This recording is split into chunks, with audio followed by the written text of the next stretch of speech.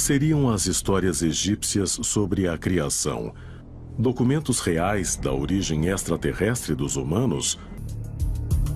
Os antigos egípcios acreditavam que de Sírius e de Órion vieram seres na forma de humanos, Osíris e Ísis, que incitaram a raça humana. Essa versão combina metaforicamente com o que sabemos de astrofísica. Sabemos que somos produto de estrelas. Somos literalmente feitos de estrelas.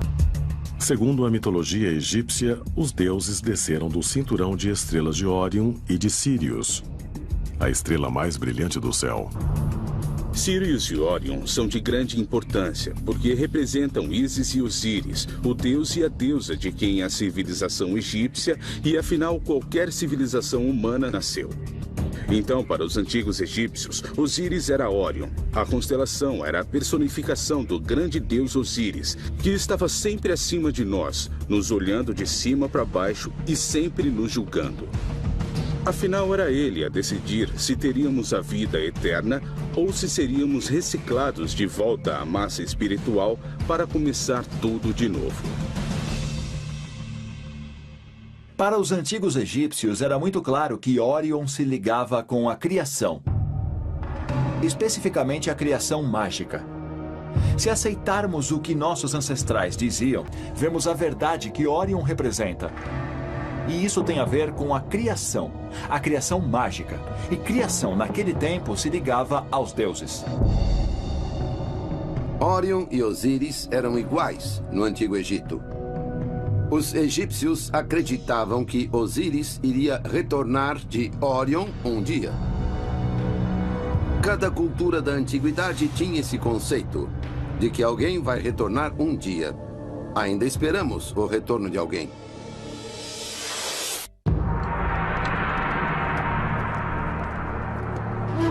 Norte do Iraque, 1849. Na margem esquerda do rio Tigre, perto da cidade de Mossul, uma equipe de arqueólogos do British Museum descobre milhares de placas de argila contendo escrita cuneiforme, que eles acreditam terem sido escritas por sacerdotes babilônios no século VII a.C. Entre as placas encontradas estavam duas misteriosas relíquias que se tornaram conhecidas como catálogos babilônicos das estrelas. Segundo traduções do antigo texto, essas placas descrevem o exato movimento de vários corpos celestes, hoje conhecidos como o zodíaco. Sabemos muito da história da Babilônia por causa dessas escavações e de terem também decifrado muitas das placas com textos cuneiformes. São textos impregnados de uma visão religiosa da vida e, intrínseco à religião deles, estava a devoção a deuses dos planetas e das várias constelações. Isso é o que se chama de religião cósmica. Segundo alguns pesquisadores, as placas de argila são a prova de que a antiga civilização babilônica recebeu conhecimento celeste de viajantes estelares. Os catálogos babilônicos das estrelas são uma interessante coleção de informações com acuradas fórmulas matemáticas, distâncias entre planetas, conhecimentos esotéricos que uma civilização primitiva realmente não poderia ter. Isso levanta a questão de como obtiveram essas informações e para que as utilizaram. Teriam sido dadas a eles por extraterrestres que eles tomaram por deuses?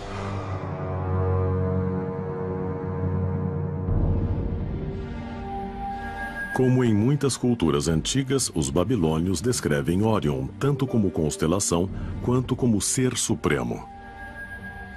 Nos escritos deles, Órion é chamado de o leal pastor dos céus e o deus-chefe de reinos celestes. Seriam esses registros mais uma prova que liga o homem a seres extraterrestres? Para os babilônios, a constelação de Órion era chamada Sipasi-Ana, que quer dizer pastor de Anu. Normalmente traduziríamos isso por pastor do céu, porque Anu era visto como Deus do céu. Se voltarmos ainda mais, vamos achar uma antiga representação de Órion em forma que mais parece um pássaro e com referência a ele como mensageiro. Será possível que o que temos aqui é uma descrição rudimentar de um tipo de dispositivo de comunicação interestelar? Estariam os católicos babilônicos potencialmente documentando uma antiga estação espacial extraterrestre orbitando a Terra, habitada por antigos alienígenas vindos de Órion?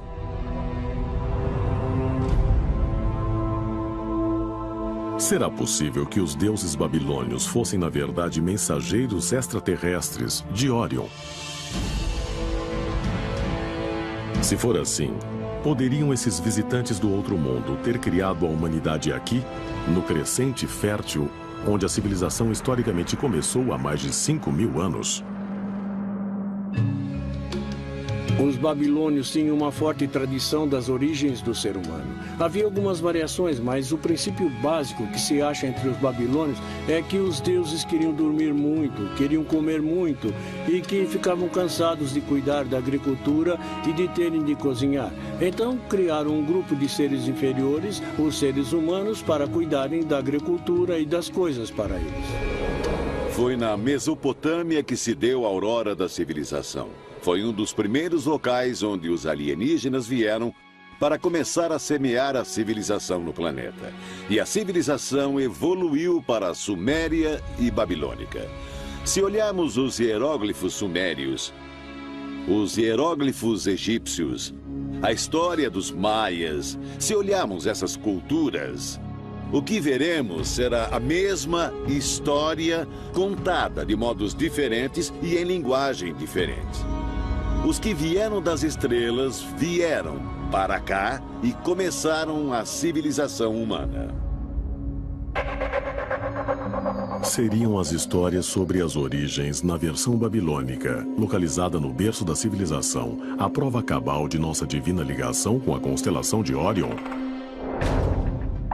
Se for assim, haveria uma razão profunda para as estrelas do cinturão de Órion se localizarem sobre o ventre, o lugar simbolicamente ligado à origem humana. Muitas culturas antigas apontam para o cinturão de Órion como um portal da vida. Os maias, os egípcios e várias culturas diferentes parecem se referir à origem da vida e ao fim da vida sendo transferidas ou passando pelo cinturão de Órion. Haveria um tipo de semeadura da vida aqui na Terra e uma conexão com a constelação de Órion. Parece que havia uma consciência geral nos povos da antiguidade. Um sentido de que Órion estaria no coração de nossa galáxia. A próxima pergunta que nós devemos tentar responder é esta: é possível que esse lugar, que é nascedouro de estrelas, também nos permita estabelecer algum tipo de conexão com outras criaturas inteligentes de fora desse universo? Considerando que a nebulosa de Órion é um nascedouro de estrelas, seria possível o cinturão de Órion literalmente marcar o lugar na galáxia onde a vida da Terra começou? E se viemos de Órion, como sugerem algumas culturas antigas, haveria algum meio de fazer nossos criadores extraterrestres voltarem? Quando se vêem as correlações entre Órion, o que isso parece mostrar é que nós viemos de Órion, é de lá que vieram os extraterrestres. E se nós tivermos de ir a Órion, o que acharíamos lá provavelmente seria um planeta muito, muito similar à Terra.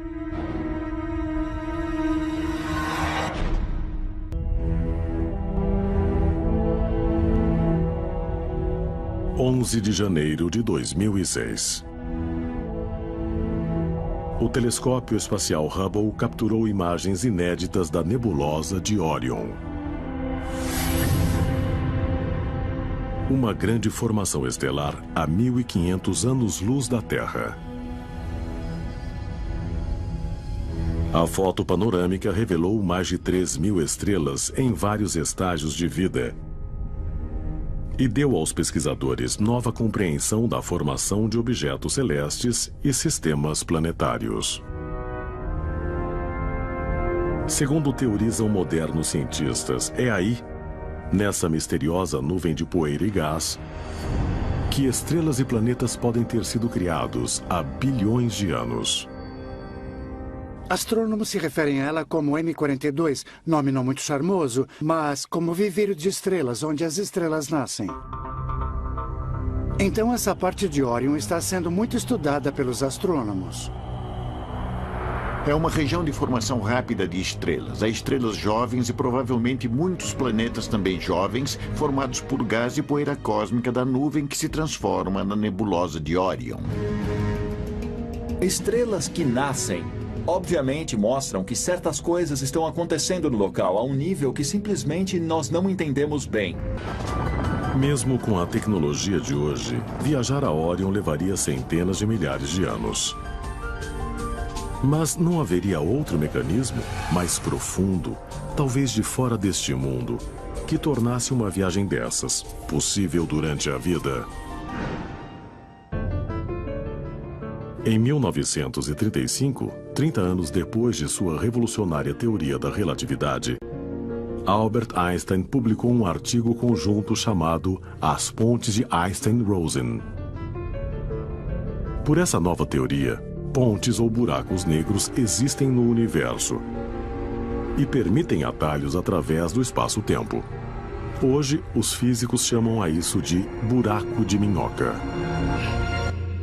Nós estamos a 1.500 anos-luz de Órion. Mas se pudéssemos utilizar a tecnologia do buraco de minhoca, seria possível conceber uma curta viagem no tempo, ou até mesmo instantânea. No entanto, a própria teoria dos buracos de minhoca ainda está sendo desenvolvida. Quase tudo o que é teoricamente possível em física existe em algum lugar do nosso universo. Então, buracos de minhoca existem em algum lugar? Poderiam seres extraterrestres ter vindo para cá, não em espaçonaves, mas através de um portal espaço-tempo interdimensional, como sugerem alguns? Se for assim, seria possível que os faraós egípcios pudessem viajar através de suas pirâmides? E haveria algum caminho para redescobrirmos esse conhecimento interespacial para voltarmos a nosso destino final da humanidade? Há milhares de anos existem extraterrestres. Sabemos isso pela tradição. Mas antes de desaparecerem, eles disseram a nossos ancestrais que sim, eles iam voltar. Os humanos não entenderam o que isso era e olharam para o céu, onde viram tremular estrelas brilhantes em um céu profundo e sem fim. E acreditaram no paraíso. Os deuses estão nos céus e vão retornar algum dia. Vamos supor por um momento que daqui a 10.000 anos, neste planeta, se sobrevivermos, a viagem no tempo seja possível e que, como na máquina do tempo de H.G. Wells, eles possam ir para o futuro ou o passado. Então vamos supor que daqui a 10.000 anos, nós decidimos voltar para nos ver. Talvez tenham mudado fisicamente. Podem se parecer com os alienígenas cisas ou ter outra forma. Pode bem ser que os astronautas antigos não sejam criaturas de outros planetas, mas viajantes em uma máquina do tempo.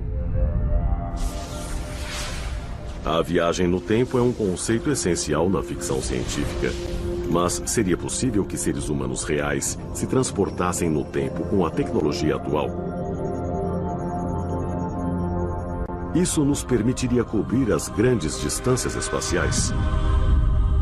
Se eu viajasse perto da velocidade da luz, eu poderia chegar ao ano 3000 em alguns anos. Teria de chegar muito perto da velocidade da luz, mas seria viável. Isso não é uma teoria, mas sim física real. E podemos demonstrar esses efeitos de viagem no tempo. Seria possível chegar mais rápido ao futuro viajando perto da velocidade da luz. A A tecnologia necessária para isso seria similar ao que temos hoje. Sabemos que a relatividade especial é uma lei da física que existe em todo o universo. Os astronautas antigos que viessem até aqui poderiam percorrer grandes distâncias sem envelhecer muito em relação ao seu planeta de origem. Pois ao viajar perto da velocidade da luz, o tempo irá ficando cada vez mais lento, o bastante para quando voltar centenas, milhares ou milhões de anos terem passado.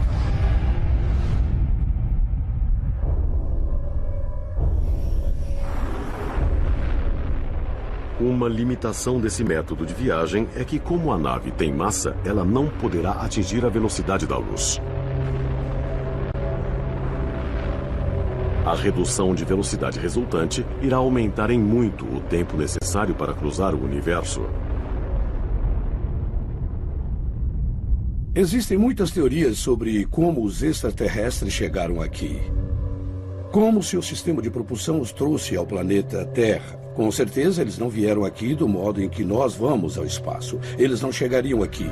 Encontraram outras formas, ou desenvolveram uma nova forma de propulsão, ou conseguiram viajar através dos buracos de minhoca no universo, como eu creio. Isso os colocaria instantaneamente aqui.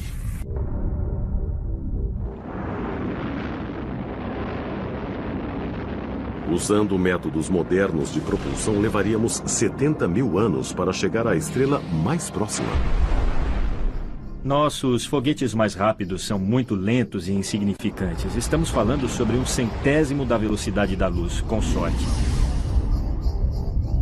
Qualquer objeto que lançarmos para fora do sistema solar levará milhares de anos para chegar à estrela mais próxima. Acredite se quiser, mas com 4 bilhões e 600 milhões de anos, nosso sistema solar é um dos mais jovens no universo. Se houver civilizações em outras galáxias, será que são mais avançadas do que as da Terra? Será que estão à nossa frente na capacidade de viajar pelo espaço e pelo tempo?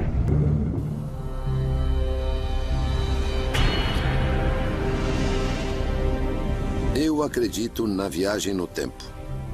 Acho que nada vai ser impossível para nós no futuro. Mesmo o que achamos uma loucura total vai acontecer. O que quer que os humanos venham a pensar, calcular e até fantasiar, um dia vai se tornar realidade. Às vezes eu me pergunto se esses OVNIs não são de viajantes do tempo. Da nossa própria espécie do futuro. Considerando os avanços científicos do último século, será possível que os humanos do futuro tenham descoberto a habilidade de viajar no tempo? Seriam eles os chamados visitantes que foram registrados ao longo dos séculos? Ou seriam seres de outro mundo que dominaram a viagem através do espaço-tempo? Talvez as respostas possam ser encontradas não aqui e agora, mas em outro lugar e em outro momento.